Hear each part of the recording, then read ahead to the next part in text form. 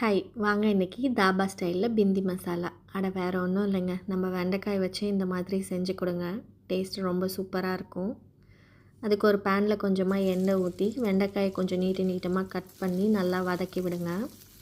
அது நல்லா வதங்கட்டும். நல்லா வதங்கினதுக்கப்புறமா எடுத்து நம்ம கொஞ்சம் ஓரமாக வச்சுக்கலாம்.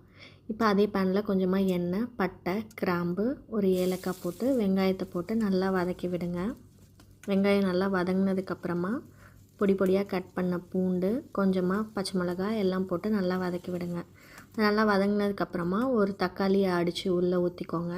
அது கூடவே மஞ்சத்தூள், கொஞ்சம் மிளகாத்தூள், கொத்தமல்லி தூள், கரம் மசாலா, உப்பு எல்லாம் போட்டு நல்லா வதக்கி விடுங்க.